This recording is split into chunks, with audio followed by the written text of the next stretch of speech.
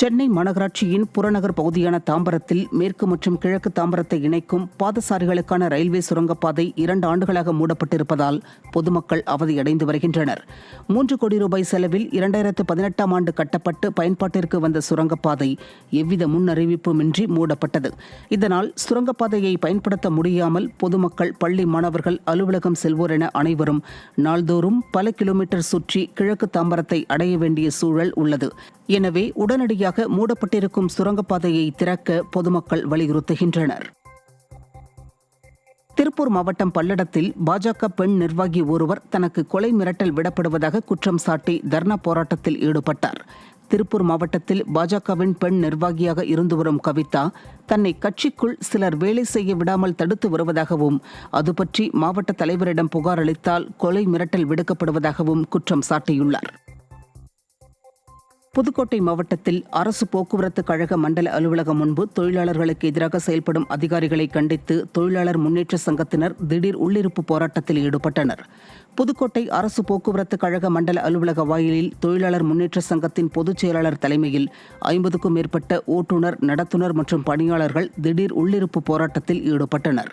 வார ஓய்வு வழங்க வேண்டும், அனைத்து பேருந்துகளையும் முழுநேர பணியாக மாற்றம் செய்ய வேண்டும் உள்ளிட்ட பல்வேறு கோரிக்கைகளை வலியுறுத்தியும் தொழிலாளர்களுக்கு எதிராக செயல்படும் அதிகாரிகளை கண்டித்தும் உள்ளிருப்பு போராட்டத்தில் ஈடுபட்டனர். புதுக்கோட்டையில் மனைவியுடன் சேர்த்து வைக்க கோரி செல்போன் டவர் மீது ஏறி தற்கொலை முயற்சியில் ஈடுபட்ட கணவரால் பரபரப்பு ஏற்பட்டது. சேலம் மாவட்டம் ஆத்தூரைச் சேர்ந்தவர்கள் பெருமாள், சாந்தி தம்பதி. கணவன் மனைவிக்கு இடையே ஏற்பட்ட கருத்து வேறுபாடு காரணமாக கரம்பக்குடியில் உள்ள தனது தாய் வீட்டிற்கு சாந்தி சென்று விட்டார். இதனால் வேதனையடைந்த பெருமாள் மனைவியை தன்னுடன் சேர்த்து வைக்குமாறு உறவினர்களிடம் கூறிய நிலையில் கணவனுடன் சேர்ந்து வாழ சாந்தி மறுத்துவிட்டார்.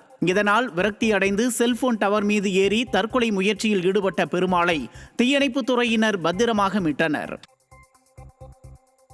கோவையில் திருமூர்த்தி அணையில் இருந்து 2ஆம் மண்டல பாசனத்திற்கு தண்ணீர் வழங்கக் கோரி விவசாயிகள் முற்றுகை போராட்டத்தில் ஈடுபட்டனர்.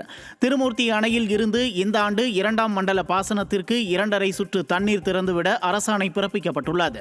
இந்த நிலையில் பொதுப்பணித்துறை அதிகாரிகள் 7 நாட்களுக்கு பதிலாக 5 நாட்கள் மட்டுமே தண்ணீர் வழங்க முடியும் என தெரிவித்துள்ளனர்.